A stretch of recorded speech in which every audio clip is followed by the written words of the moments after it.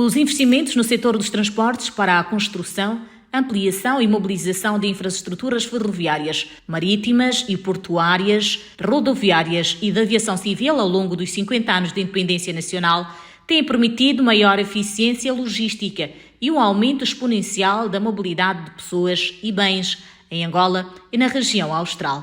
Em entrevista à ANGOP, no quadro das celebrações dos 50 anos de independência nacional, assinalados a 11 de novembro, o ministro dos Transportes, Ricardo Veigas de Abreu, disse que, após o alcance da paz em 2002, o governo angolano lançou um programa de reconstrução nacional orientado para a construção e reabilitação de infraestruturas, em particular do setor dos transportes, fundamentais para o desenvolvimento sustentável do país e com impacto na região austral de África. Eis a íntegra da entrevista. Ao longo de 50 anos, quais foram os principais ganhos alcançados pelo setor, quer seja no domínio rodoviário, ferroviário, marítimo, aéreo e ainda logístico? Um dos principais ganhos que tivemos foi termos alcançado a paz em 2002. Nós não nos podemos esquecer, estando num setor que depende muito da sua capacidade enquanto infraestruturas e meios para poder servir a economia, não nos podemos esquecer que, mesmo ato contínuo à celebração da independência, nós tivemos um período bastante longo de uma guerra intensa, de uma guerra com bastante destruição, e que incidiu essencialmente sobre infraestruturas fundamentais para o crescimento da economia e o desenvolvimento da economia. Apesar de, mesmo ainda nessa altura, termos desenvolvido, eu diria, algumas áreas do setor dos transportes que permitiram que, de facto, o país não colapsasse ou não tivesse totalmente parado. Falo particularmente do domínio aéreo, portanto, em que o transporte aéreo permaneceu como um vetor fundamental para garantir a conectividade nacional, o transporte de pessoas, mesmo que fosse por motivos de salvamento ou até de evacuação de cidadãos nacionais de zonas que foram sendo fustigadas pela guerra. O transporte aéreo manteve, digamos assim, uma atividade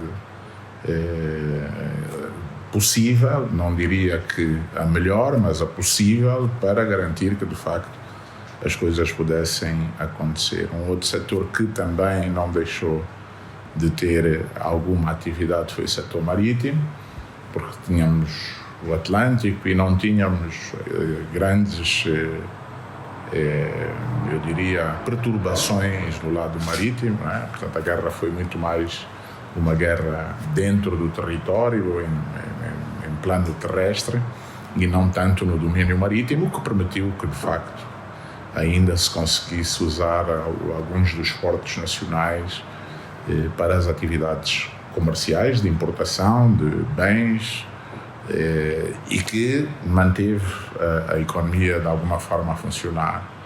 Portanto, eu diria que o grande momento para nós neste setor, apesar também de nesta altura ainda do tempo da guerra se ter feito alguma evolução do ponto de vista institucional, mas ainda assim este setor não teve e não teria hipótese alguma se não tivéssemos conseguido o advento da paz em 2002. Portanto, é a partir daí que eu, digamos, faço uma análise já mais, eu diria, consistente dos últimos 23 anos, digamos assim, do setor, porque os anteriores 27 até 2002 foram bastante impactantes negativamente para o setor dos transportes, não é? E, obviamente, para os demais setores da economia, seja o setor produtivo, seja os setores mais na área social, e as infraestruturas, não só de transportes, mas outras infraestruturas foram muito impactadas. Portanto, a partir de 2002, temos sim a oportunidade de retomar algumas das ações necessárias para podermos ter uma melhor conectividade e uma melhor circulação de pessoas e bens dentro do nosso país e também de fora do nosso país para o nosso mercado. Portanto, esse eu diria que é o momento crucial para podermos falar do setor dos transportes. Portanto, e um dos principais ganhos para nós.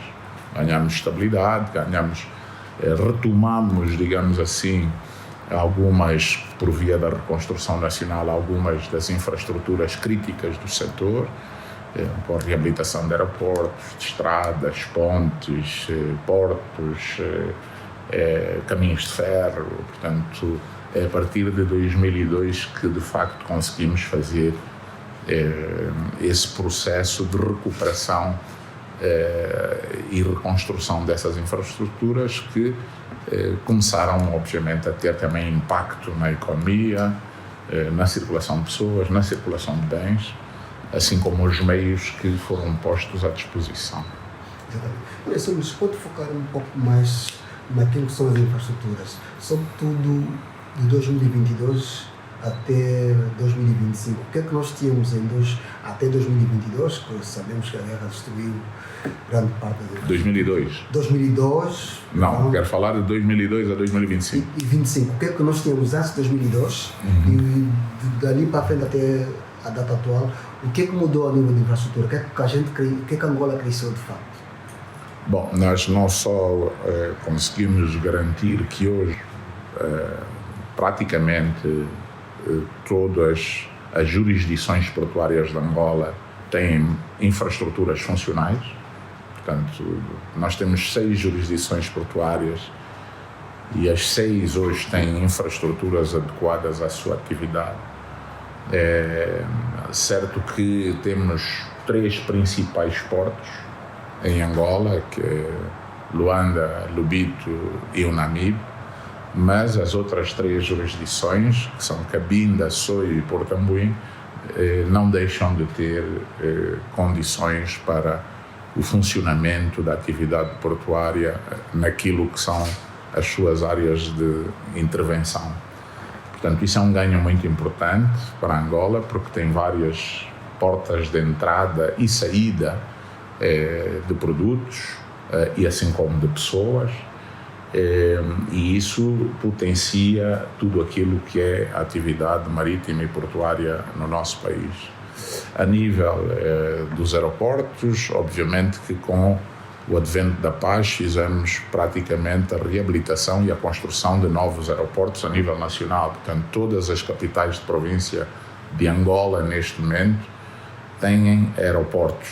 Portanto, e não são propriamente aeródromos para aviões de porte pequeno, mas são efetivos aeroportos. Portanto, isso acontece hoje em todas as capitais de província, sendo que estamos nesta altura já numa segunda fase ou segunda geração de aeroportos a procurar melhorar alguns dos aeroportos que existiam na altura, particularmente em Cabinda e em Banza Congo, com 2 aeroportos novos que em breve teremos a oportunidade também de expor ao serviço da economia. E obviamente que com a divisão política administrativa iremos realizar mais 2 importantes investimentos nas províncias do Mochico Leste e do Quando, com 2 aeroportos no Kazombo, um no Kazombo e outro em Mavinga.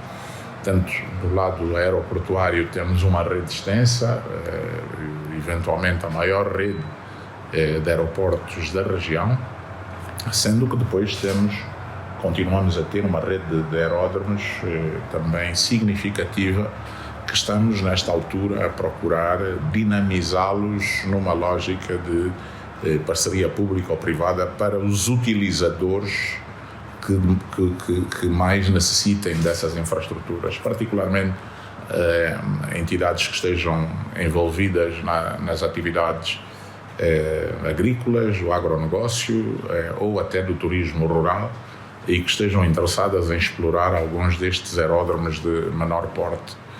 No lado ferroviário, temos a reabilitação dos 3 caminhos de ferro que, sem dúvida, abriram a oportunidade de desenvolvermos um conjunto de iniciativas para a promoção daquilo que nós estamos hoje a chamar de corredores. Portanto, os nossos corredores, nós temos 3 caminhos de ferro que têm ligações com os portos, portanto, o caminho de ferro de Luanda, o caminho de ferro do Lobito e o caminho de ferro de Moçambique. E o importante é conseguirmos, então, garantir que estas mesmas infraestruturas estejam à disposição da economia numa lógica de corredores de desenvolvimento, portanto, desenvolvendo um conjunto de outras atividades que permitam a sua própria viabilidade, sendo que o mais emblemático até o momento e que mais se fala foi, de facto, o facto de termos reativado o corredor do Lobito como um corredor estratégico para o desenvolvimento da Angola e para o desenvolvimento da região. Começamos com o corredor do Lobito porque o facto dele já ter ligação para o nosso país irmão vizinho, a República Democrática do Congo, seria mais atrativo e viável para o setor privado nós começarmos por aí e criarmos então um primeiro case de concessões ferroviárias, que também não tínhamos qualquer histórico antes da concessão do corredor do Lobito. No domínio rodoviário é o que nós vamos assistindo, de construção, reabilitação, reconstrução de estradas.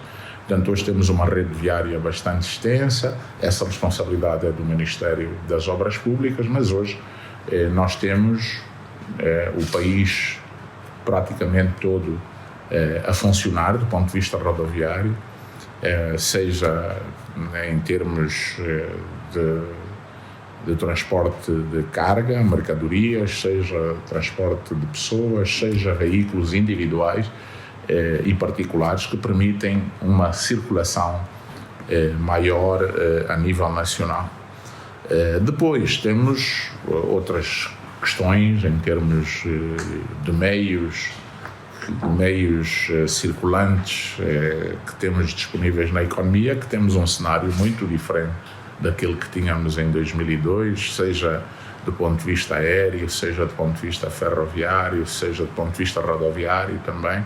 Portanto, há uma alteração muito significativa daquilo que são quer as infraestruturas, quer os meios que estão à disposição da economia, incluindo a intervenção do setor privado nessas atividades. Portanto, a gente às vezes, quando fala do setor dos transportes, pensa que a maior parte das iniciativas são públicas ou são do próprio Ministério e não fazemos justiça àquilo que é o esforço também do setor privado no setor dos transportes, que tem um peso muito significativo. Sim. Já agora, que desafios o setor ainda enfrenta atualmente e como o Ministério pretende superá-los? Bom, os nossos desafios são de várias ordens, portanto, e nós elaboramos os nossos desafios, e quando digo dos nossos desafios não é o Ministério, não é Angola, mas grande parte dos países africanos enfrentam. Eu diria que nós, ao termos aprovado o plano diretor do setor dos transportes em 2021, na prática procuramos estabelecer uma projeção do trabalho que precisávamos desenvolver nos próximos 20 anos, essencialmente endereçando 2 desafios fundamentais. O lado então da recuperação do gap de infraestruturas que ainda temos, ou seja, como é que nós iríamos conseguir reduzir o gap de infraestruturas, que é um tema de caráter transversal ou de caráter continental. Portanto, há um gap de infraestruturas no continente africano que precisam de ser construídas, que precisam de estar à disposição das economias e, por outro lado, também garantirmos soluções sustentáveis para aquilo que é a mobilidade urbana das nossas cidades. Portanto, e aí, mais uma vez, não é um problema da Angola, o crescimento demográfico no continente africano é muito acelerado e todas as cidades africanas, e atenção que a África terá um maior número de megapolis nos próximos 30 anos por causa do crescimento demográfico.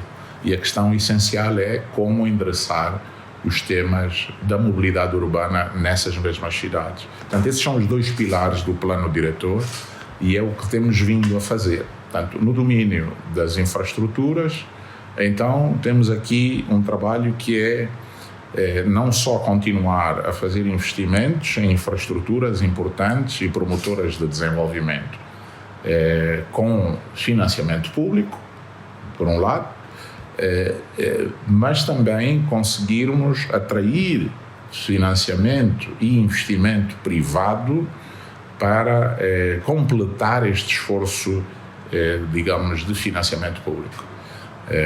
No nosso plano diretor, nós estimamos que precisaríamos, ao longo dos próximos 20 anos, ter um fluxo de investimento anual na ordem dos 2% a 2,5% do produto interno bruto por ano. Ora, esse esforço de investimentos em curso não poderá, em função daquilo que é o nosso quadro macroeconómico e aquilo que são os nossos indicadores do nosso quadro fiscal e de sustentabilidade da dívida, não poderíamos nós sozinhos assegurar que isso pudesse ser feito. Então, por isso é que precisamos sim de conseguir atrair o setor privado para complementar o esforço de investimento público.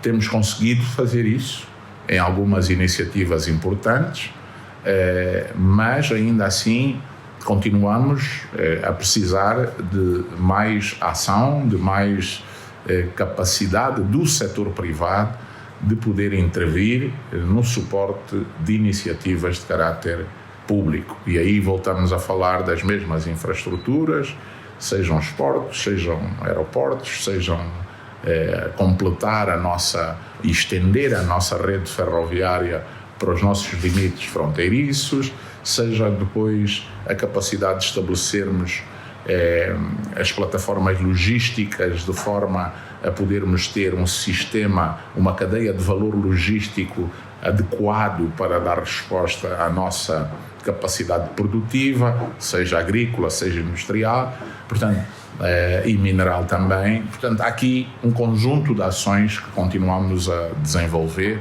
nesse domínio para conseguirmos responder a esses desafios. Do ponto de vista da mobilidade urbana, mais uma vez, temos aí sim um esforço de investimento público, porque aí é muito mais difícil ou desafiante ainda conseguirmos atrair setor privado para o investimento. Portanto, o Estado tem que assumir essa responsabilidade de solucionar as questões de mobilidade urbana e continuamos a fazer esse esforço, procurando não só elaborar planos de mobilidade urbana para algumas das nossas principais capitais, mas também introduzir serviços de alta capacidade nessas mesmas localidades, seja Luanda, Benguela, Huila, Huambo, Cabinda, procurando responder àquilo que é a demanda que cresceu exponencialmente e de forma muito rápida, portanto, e não tendo estas soluções de alta capacidade disponíveis, com um crescimento urbano também de alguma forma desordenado, portanto, e que cria sempre desafios na qualidade do serviço que se possa prestar, mesmo que aumentemos a capacidade de oferta de meios rolantes como autocarros ou outros meios, ainda assim temos um desafio de ordenamento urbano que dificulta muitas vezes a qualidade dos serviços. Senhor Ministro, perseguindo, apontou aqui alguns desafios fundamentais, sobretudo 2 pilares do plano para os próximos 20 anos.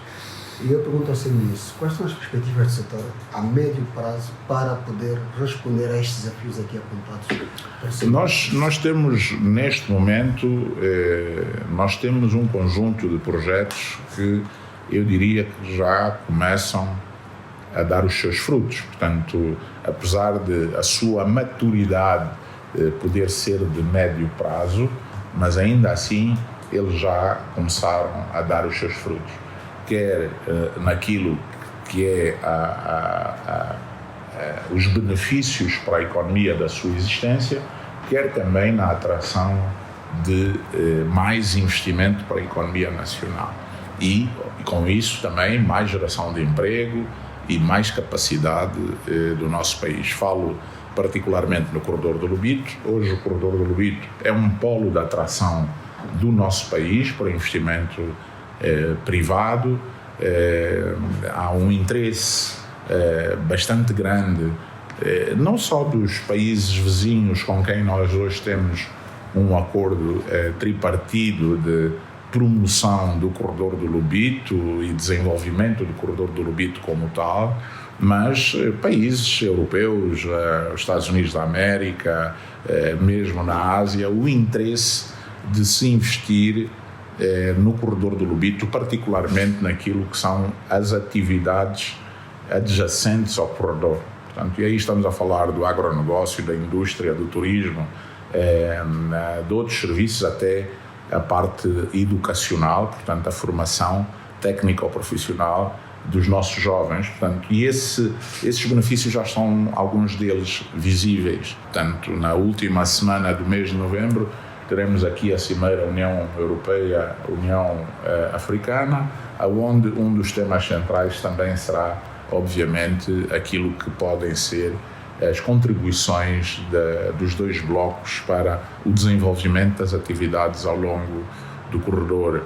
Temos instituições multilaterais, como o Banco Mundial, que hoje financia o plano diretor do Corredor do Lobito, portanto, sendo que a fase 1 está concluída, e que já endereça um tema muito interessante, que é a constituição de uma sociedade que, na prática, será uma sociedade responsável pelos investimentos estratégicos que deverão ser desenvolvidos ao longo do corredor.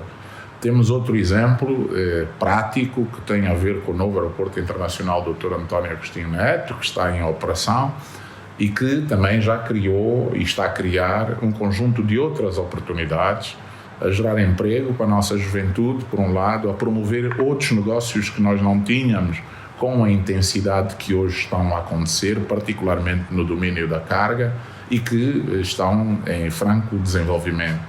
Temos ainda um outro projeto importante, que é a Barra do Dande, portanto a Zona Franca da Barra do Dande, na província do Bengo, que hoje tem o maior investimento numa indústria de alumínio que há história aqui na região. Portanto, isso está a acontecer, benefícios diretos de geração de emprego, para além do investimento, aquilo que é transferência tecnológica para o nosso país e maior capacidade de diversificar as nossas exportações. Portanto, esses são aspectos importantes que estão a acontecer, para além dos temas relacionados com a mobilidade, com a introdução de mais meios rolantes em todas as províncias nacionais, com a entrada em funcionamento também das unidades múltiplas diesel, as chamadas DMUs, que hoje prestam serviços intermunicipais de mobilidade ferroviária. Temos ainda o projeto, que já não é projeto, é um serviço que está em funcionamento há quase 3 anos, que é o da Cabotagem Norte, que hoje liga de forma marítima Luanda, Soio, a Cabinda, com um impacto muito grande naquilo que é a realidade destas mesmas províncias, levando passageiros, levando carga, particularmente para Cabinda, para reduzirmos a sua insularidade. Portanto, eu dizia que estão aí os factos, os exemplos de coisas que começam a dar os seus frutos já de forma imediata, mas que obviamente a sua maturidade, eu diria que é uma maturidade de médio prazo para termos um cenário muito mais consistente. Portanto, é um trabalho contínuo. O setor dos transportes, ele vive em função da dinâmica económica e social. Portanto, e como esta dinâmica económica e social, ela digamos, evolutiva, nós não temos como não evoluir. Portanto, o grande desafio é conseguirmos, de forma atempada, tomar as decisões necessárias para respondermos àquilo que sabemos que vai acontecer. E há coisas que nós já sabemos que vão acontecer. Portanto, nós hoje temos 36 milhões de habitantes, mas em 2050 nós vamos ter mais de 50 milhões. Nós já sabemos que isso vai acontecer. Portanto, então, que impacto é que isso terá nas infraestruturas que temos hoje? E que infraestruturas nós vamos precisar de planear até lá para podermos responder àquilo que vão ser as necessidades, não só de emprego para essa população, mas, por outro lado, os serviços disponíveis de forma adequada para essa mesma população. Portanto, aqui o grande desafio é conseguirmos ter as condições necessárias, sejam elas, para já, da visão, do compromisso, as condições económicas, financeiras, para podermos tomar as decisões atempadas para quase que anteciparmos aquilo que já sabemos que vai acontecer. Portanto, o setor dos transportes vive dessa dinâmica, não é? E por essa razão temos que conseguir estar um bocado à frente daquilo que é as necessidades propriamente ditas do curto prazo. Como atrair mais empresários para ajudar na mobilidade urbana, particularmente em Luanda, que tem a maior dimensão populacional? Aquilo que tem sido a nossa experiência é que o setor privado ele está um bocado, eu diria, ou terá mais apetite para aquilo que são projetos que tenham natureza transnacional, ou seja, projetos que possam significar o trânsito de pessoas e bens pela nossa economia. Temos conseguido fazer isso, de atrair setor privado para esses projetos.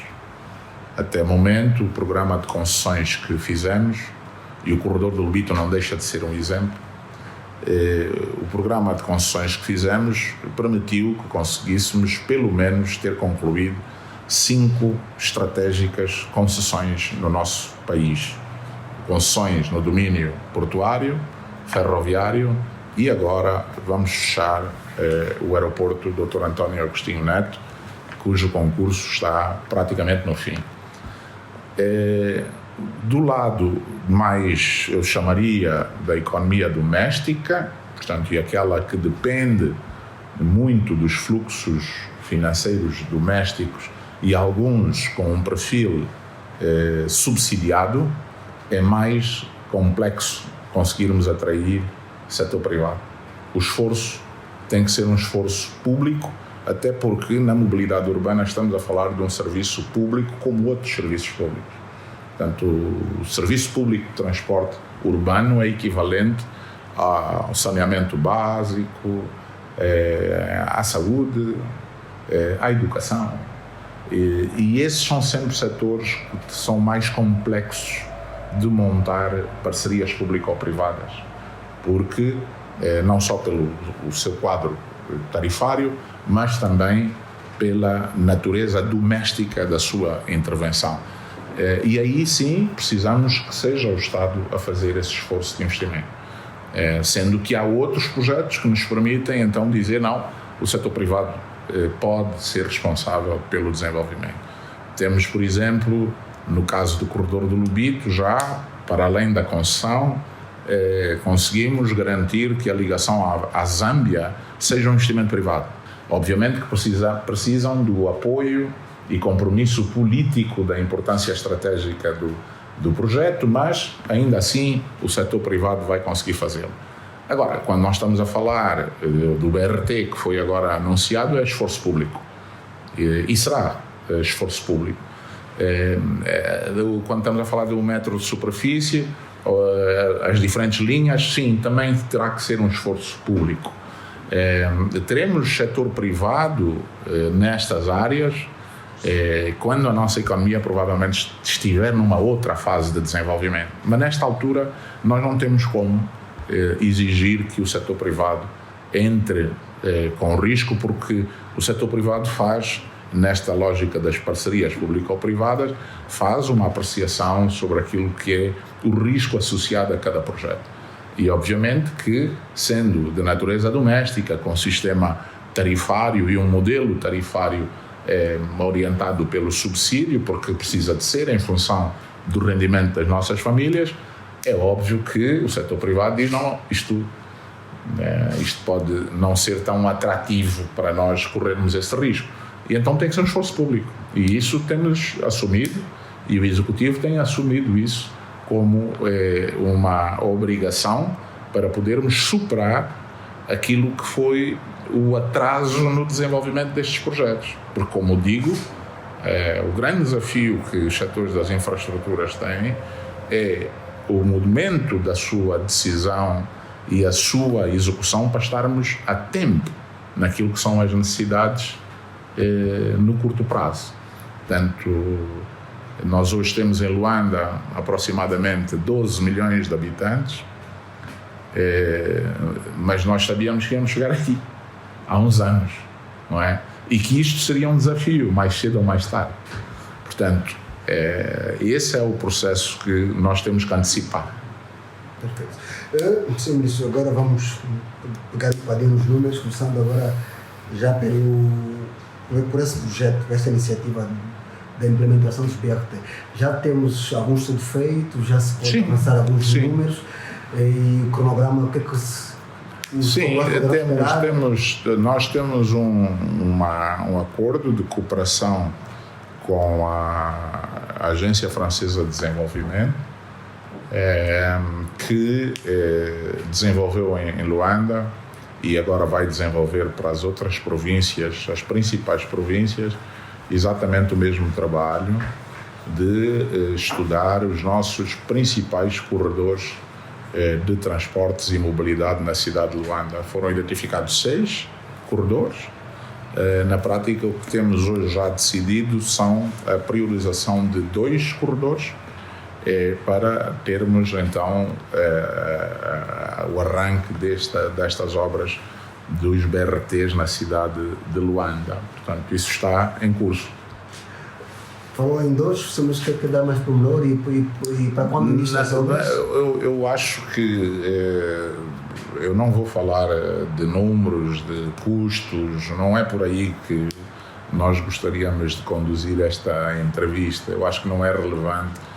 Quando na prática nós estamos a falar de resolver efetivamente um problema que temos de mobilidade. Portanto, não acho que estarmos a falar de números. Há bocado falei-lhe de um número que eu acho que é mais importante para ter noção daquilo que são as nossas necessidades, que é o fluxo de investimento anual que nós precisaríamos no setor dos transportes. E eu disse-lhe um número que é 2 a 2,5% do PIB. Isso, no momento atual, representa 2 a 2,5 mil milhões de dólares por ano nos próximos 20 anos. É para ter noção daquilo que seriam as necessidades. Portanto, e hoje nós não conseguimos chegar a isso e olhar para aquilo que é o limite orçamental que temos, porque depois os recursos financeiros também não são infinitos. Os recursos financeiros, nem os públicos nem os privados, são infinitos, mas temos uma limitação orçamental que temos que compreender e priorizamos aquilo que achamos que é o mais prioritário. E obviamente que a mobilidade urbana, como disse, é um dos pilares que temos na nossa agenda.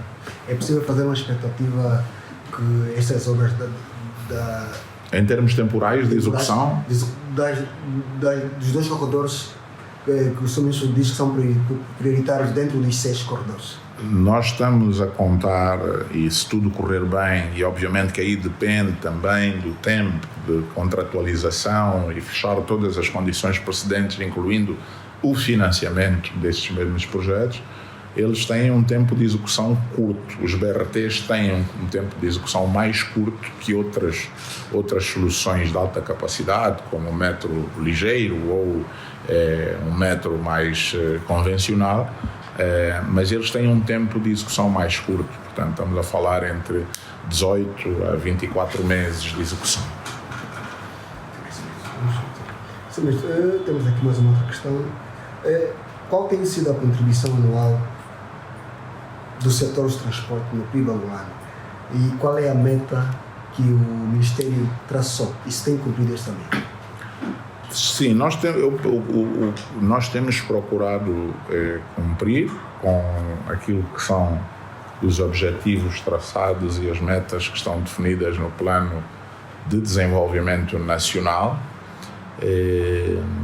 e a contribuição do setor dos transportes para o PIB tem sido crescente nos últimos anos, neste momento rondando os 5%, e que tem sido o setor dos transportes também, pela estatística que é hoje divulgada pelo Instituto Nacional de Estatística, um dos setores que mais vai crescendo na economia nacional e vai também apoiando o crescimento do PIB global. Nós, aqui, o nosso grande objetivo, e procuramos usar referências não só de Angola, mas de outras realidades comuns, é conseguirmos atingir uma participação no PIB bastante mais ambiciosa, conseguindo garantir que o setor esteja a incorporar as soluções que a economia demanda. Há aqui que referir também que nós ainda temos, e por isso é que esta contribuição não é maior, nós ainda temos em alguns dos ramos de atividade do setor dos transportes e logística um nível grande de informalidade. Esse nível de informalidade não é capturado na estatística formal do INE e precisamos de trazer essa informalidade para dentro da formalidade para conseguirmos então ter uma contribuição ainda maior, mas gostaríamos sim de atingir aquilo que nas economias emergentes estamos a falar de um nível adequado entre os 10% a 12% do PIB nacional. Atualmente, que projetos estruturantes, já avançou aqui muitos, mas temos aqui essa questão que persiste, que projetos estruturantes ou estratégicos neste momento estão em desenvolvimento no país, no setor como um todo, quer seja rodoviário, logístico, aéreo. Queria falar um bocadinho sobre isso, Ministro. Bom, nós temos alguns projetos importantes em curso. Vou tentar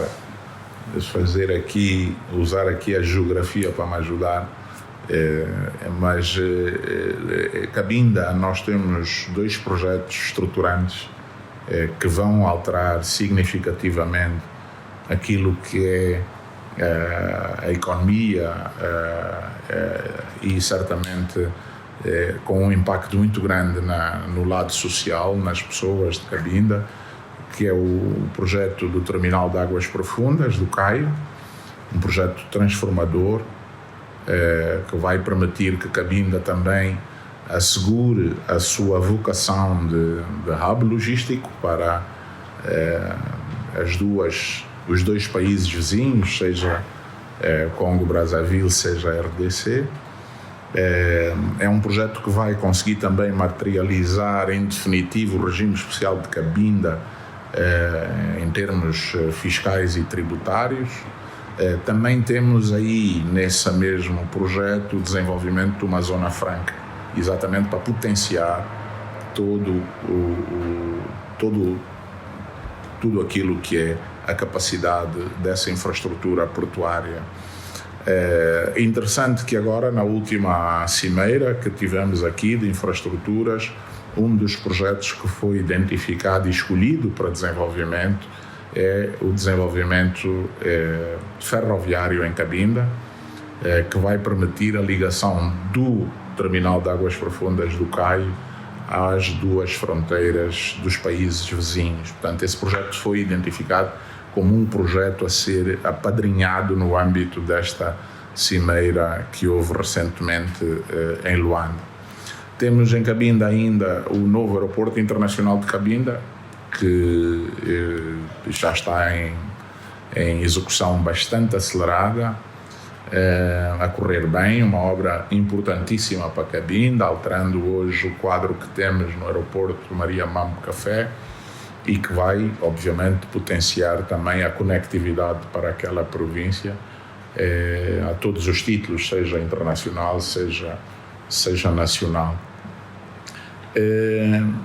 Mais abaixo, portanto, e aqui passando para esta região do norte, diria que temos em Luanda os desenvolvimentos que estão a ocorrer na Barra do Dan, na Zona Franca, com investimentos de natureza privada que estão em curso, incluindo agora as negociações que teremos para um terminal portuário nessa zona do Dan, muito importante para suporte da Zona Franca. Temos um projeto que deverá arrancar agora também aqui no caminho de ferro de Luanda, que é a reabilitação do troço Zenza-Kakuzo. Esse aí é ferroviário. O troço Zenza-Kakuzo é um troço que não foi reabilitado no tempo da reconstrução nacional e é obrigatória a sua reabilitação para podermos viabilizar também aquilo que possa ser a concessão deste corredor, o chamado corredor de Malange. Aqui, ainda nesta região, temos o desenvolvimento da plataforma logística do Lombe, em Malange, um projeto que será agora abraçado por uma das concessionárias nacionais que entrou no nosso país recentemente e que na nossa cimeira de transportes e logística anunciou esse investimento, que é a DP World, que vai apoiar a estruturarmos aqui a cadeia de valor logístico para o setor agrícola e industrial de Angola nesta região. Temos depois um outro projeto importante, indo um pouco mais para sul, que já está a ser trabalhado, que é o desenvolvimento do Porto de Águas Profundas de Porto Ambuim.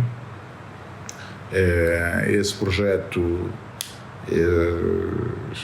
está agora a ser trabalhado pela mesma equipa que esteve a trabalhar no projeto de desenvolvimento integrado da Baía de Moçambique, que é a equipa japonesa, que agora viu o interesse em Porto Ambuim e que está neste momento a trabalhar com a equipa de Porto Ambuim.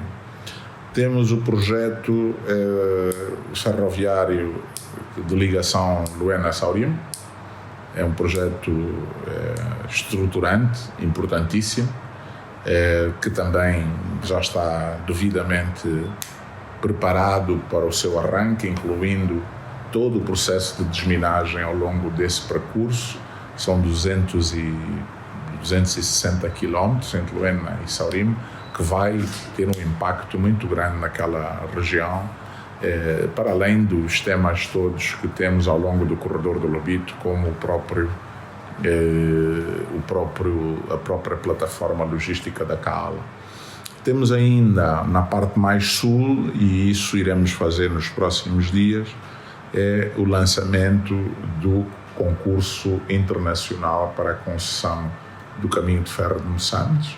Portanto, vamos aí abrir outra vez as oportunidades de desenvolvimento de um corredor económico com a concessão do caminho de ferro, onde estamos a colocar algumas obrigações de investimento aos concessionários ou ao consórcio concessionário que eventualmente ficar com essa concessão, que é exatamente a ligação desse caminho de ferro aos países vizinhos, com prioridade à Namíbia. Sim, muito bem, Sr. Ministro. Tem aqui mais uma outra questão, Sr. Ministro. Inicialmente, o corredor do Lubito, em 2022, foi atribuída a concessão ao consórcio Mota-Engil. E em 2024 ao Lubito Atlântico Royal Alar. Pode repetir? Em 2022 foi? A concessão do corredor do Lubito foi atribuída ao consórcio Trafigura Mota-Engil. Mas em 2024, 10 anos depois, o mesmo corredor foi atribuído ou concedido ao Lubito Atlântico Royal. Sr. Ministro, quer explicar o que de concreto ocorreu? O que ocorreu não foi nada, porque eu acho que os nossos jornalistas têm que fazer um trabalho mais profundo de investigação e conhecimento das matérias. Portanto, a Lubito Atlantic Railway é a sociedade de veículo em que tem por acionistas a Mota-Engil, a Trafigura e a Veturis. Portanto, não são dois momentos diferentes. O consórcio, em 2022, ganha o concurso, a Mota-Engil, Trafigura e Veturis ganham o concurso, e essas mesmas três entidades constituíram uma sociedade de direito angolano que se chama Lubito Atlantic Railway. Só foi isso que aconteceu. Portanto, na prática, essas entidades são as acionistas da Lubito Atlantic Railway, que é uma sociedade de direito angolano e que é o concessionário que foi constituído para a exploração, manutenção e desenvolvimento das atividades ao longo do corredor do Lubito. Perfeitamente percebido. Mas nesta altura, qual é o volume de investimentos que o corredor do Lubito já recebeu, quer seja público e privado, e qual é a cota dos Estados Unidos depois da visita? O que é que aconteceu a nível de investimento depois da visita do presidente Biden? Às vezes eu acho que nós também não fazemos bem aqui a distinção, e às vezes é bom clarificarmos, porque uma coisa é tudo aquilo que foram as atividades do Executivo angolano, orientado por Sua Excelência João Manuel Gonçalves Lourenço, fizeram no processo de reativação do corredor do Lubito, que é exatamente o processo da concessão das infraestruturas portuárias e ferroviárias à Lubito Atlantic Railway. A responsabilidade de investimento nessa concessão, investimento privado, é da Lubito Atlantic Railway. Até este momento, a Lubito Atlantic Railway já fez investimento por via de recursos dos seus acionistas na ordem dos $300 milhões, para além de ter pago o prémio de concessão ao próprio executivo. E tem a responsabilidade de investir à volta de mais 400, 500 milhões de dólares, estando agora a finalizar o financiamento com a Development Finance Corporation, que é uma instituição financeira de desenvolvimento americana, que até o final do ano ficará concluído. Portanto, ficando assim, a Lubito Atlantic Railway dotada de todos os recursos financeiros para cumprir com as suas obrigações a nível da concessão. E essas obrigações têm a ver com, por um lado, a melhoria das infraestruturas, ou da infraestrutura ferroviária e portuária, a aquisição de meios rolantes, vagões, locomotivas, etc., reabilitação dos centros de manutenção e centro de controle operacional, investimento na formação de quadros nacionais também e a transformação do centro de formação do AMBO num centro de excelência de formação para as áreas de atividade da concessão, e esse trabalho está perfeitamente em curso e os investimentos têm sido feitos. Os vagões, a capacidade hoje do corredor do Lubito é muito diferente daquilo que era antes da concessão, e são visíveis esses ganhos. Portanto, são bastante visíveis esses ganhos. Mas temos associado a isso, e por causa dessa concessão e dessa iniciativa do Executivo, temos sim o novo projeto que está associado ao Corredor do Lobito, que é o projeto de ligação à Zâmbia. E esse é que é o projeto onde há o grande interesse internacional de apoiar. A União Europeia, por via da Global Gateway Initiative,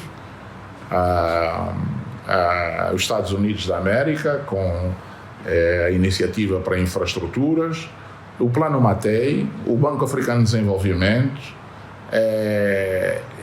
e outras instituições financeiras que estão neste momento a apoiar, digamos, a pool de investidores para então conseguirmos realizar este investimento. E estas são duas partes distintas, não é? Portanto, nós temos o projeto que já existia, da concessão, que está a ocorrer, e em que o concessionário tem um conjunto de obrigações que está a cumprir, e temos este projeto Greenfield, que liga então a Angola, a partir de Luakano, para a região de Xingola, na Zâmbia, fechando assim, digamos, as ligações estratégicas que nós precisávamos no Corredor do Lobito. Depois temos uma terceira camada de iniciativas que tem a ver com aquilo que hoje nós designamos Corredor de Desenvolvimento Económico, ou seja, tudo o que sejam iniciativas que não estejam relacionadas propriamente com as infraestruturas. Já não estamos a falar de caminhos de ferro, não estamos a falar de portos, estamos a falar de outras atividades económicas que possam ser desenvolvidas ao longo do corredor. Aí estamos a falar da agricultura, estamos a falar da indústria, estamos a falar do turismo, estamos a falar de serviços, estamos a falar também de questões a nível de formação técnico-profissional ou até de ensino superior. Portanto, essa é outra camada, que aí estamos na esfera do desenvolvimento económico, que também tem merecido o interesse dos grandes blocos e, obviamente, de instituições multilaterais. O Banco Mundial está a financiar, por via do programa que se chama Diversifica Mais, está a financiar iniciativas que estão em curso, a nível da plataforma logística da Kahala, mas também está a financiar uma peça fundamental, que é o desenvolvimento do plano diretor do Corredor do Lobito. A Global Gateway Initiative também está a financiar iniciativas ao longo do corredor, quer no domínio da formação, quer no domínio das atividades agrícolas. Temos a cooperação holandesa a participar nos investimentos daquilo que é a cadeia logística de frio na Kahala, promovendo, digamos, o conjunto de exportações de frutas para a Holanda. A primeira exportação de frutas para a Holanda, que será de abacate, porque se está a desenvolver no âmbito com o apoio exatamente dessa mesma cooperação, uma coisa que se designa por o cluster do abacate. E a primeira exportação vai ser realizada de abacate para a Holanda, vai ser realizada a partir do Porto de Lobito no final do mês de novembro. Portanto, estes investimentos estão a acontecer nesta altura, para além, obviamente, das questões de natureza direta, de melhoria funcional das próprias infraestruturas e dos meios no Corredor do Lobito. E aí já existe, ou seja, algum volume que se está a projetar, uma vez que o mês já da primeira tranche para a exportação de abacate para a Holanda, já existe um volume que deve Estamos a falar de um contentor de abacate. Um contentor de abacate significa que, sendo de 20 pés, são à volta de 20 toneladas de abacate. Sr. Ministro, acabou de explicar muito bem aqui a iniciativa de ligar via ferroviária Angola, Zâmbia e RTC. Já existe um horizonte para que se inicie, uma vez que estão identificados os financiadores? O trabalho, portanto, nós temos uma equipa conjunta, portanto, quem lidera, digamos assim, este projeto é o concessionário AFC, que é o African Finance Corporation, e trabalha com equipas técnicas de Angola e da Zâmbia. todo o trabalho preparatório, de acordo com o cronograma que nós estabelecemos, todo o trabalho preparatório para fecharmos as condições precedentes deste processo terminam em 2025. Portanto, termina em 2025. E pretende-se que, de facto, ao longo de 2026, possamos lançar a primeira pedra deste projeto, para, então, avançarmos com a sua construção. É importante dizer que este projeto, que tem uma extensão de perto de 780 km, ele tem, do nosso lado, 230 km aproximadamente, e do lado da Zâmbia é mais extenso, chega aos 540, 550 km. Portanto, do nosso lado é menos para chegarmos à fronteira. Independentemente disso, e no desenvolvimento daquilo que são as infraestruturas da nova província do Mochico-Leste, o Ministério das Obras Públicas está a desenvolver projetos de natureza rodoviária que vão fazer e vão garantir uma ligação ferroviária até à Zâmbia, que hoje não existe. Portanto, isso já vai permitir termos aí mais elementos para apoiarem e suportarem até o projeto ferroviário. Perfeito. Mas já é possível mencionar, uma vez que já é possível mencionar os benefícios, o impacto direto socioeconômico das populações ao longo do corredor do Lubito, uma vez que o projeto tem já beneficiado de algum investimento. É possível mensurar aquilo que já existe ao longo do corredor do Lubito, benefício às famílias, se já temos alguma rede hoteleira, se a agricultura está a dar algum passo neste corredor, por favor. As viagens de Luanda a Cabinda, mesmo com 14 voos semanais, há sempre muitas reclamações. Existe algum plano de aumento das frequências? Como é que o Ministério olha para esta realidade? Bom, a verdade é que nós temos em Cabinda um fenómeno muito interessante. E quando dizemos um fenómeno muito interessante, é no sentido de, uma vez havendo apoio e suporte do Estado naquilo que é o desenvolvimento de uma rota, e aí o apoio do Estado foi a decisão do Executivo já de Sua Excelência Presidente João Manuel Gonçalves Lourenço em atribuir um subsídio para a ligação entre Luanda e Cabinda e vice-versa. A verdade é que esta rota, que em 2017 era uma rota que até dava lucro à TAG, com à volta de 77 mil passageiros por ano, neste momento essa rota faz 4 vezes mais esse volume. É neste momento a segunda rota nacional e hoje já dá prejuízo à TAG. Portanto, é o paradoxo do efeito dos subsídios.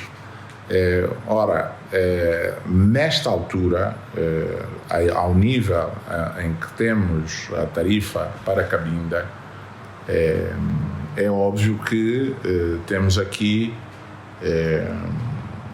uma tarifa mais baixa do que ir de barco,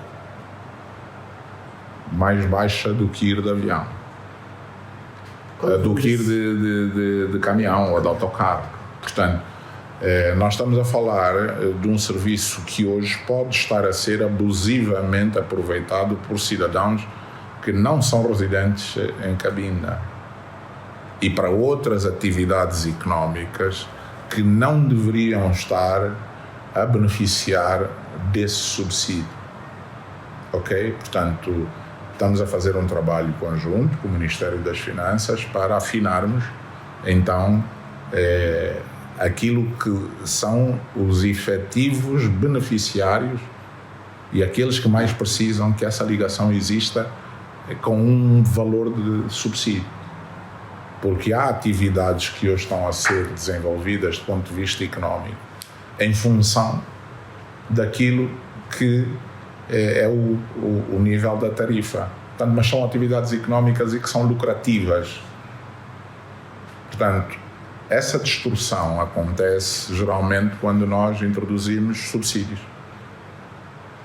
sem que possamos depois ajustá-los. Portanto, estamos a fazer esse trabalho, porque interessa-nos sim continuar a beneficiar a população de Cabinda e aqueles que justamente precisam de subsídio, mas não passarmos a ter aqui uma oportunidade de arbitragem por outros agentes que na prática estão a ocupar abusivamente os lugares de quem precisa. Ok? Portanto, qual é esse prejuízo? Vou dar uma sensação nisto. Como? Qual é esse prejuízo que esta pressão que o Cabinda está a sofrer data? Uma vez que paga o Covid, uma vez que passa 4 vezes mais? Nós, ao longo dos últimos 7 anos, não fizemos a atualização da tarifa. A tarifa é a mesma.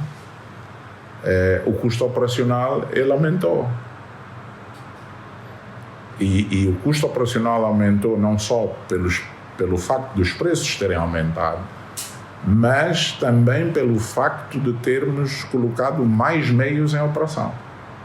Portanto, hoje Cabinda é a província que mais frequências diárias tem no nosso país, exatamente para respondermos a essa demanda. Ora, mas esse facto de colocarmos mais meios é óbvio que tem mais custos. Portanto, e esses custos estão lá e a tarifa é a mesma. Portanto, precisamos de encontrar aqui uma solução de sustentabilidade, quer para as finanças públicas, quer para a companhia aérea, mas não perdendo de vista a necessidade de conseguirmos beneficiar quem de facto precisa. Porque há aqueles que não precisam e estão a fazer arbitragem. O Ministério dos Transportes, abreviadamente designado por Mintrans, é o Departamento Ministerial Auxiliar do titular do Poder Executivo, que tem por missão propor a formulação, condução, execução, avaliação e controlo da política do Executivo no domínio dos transportes e logística. Angola 50 anos. Preservar e valorizar as conquistas alcançadas, construindo um futuro melhor. Governo de Angola.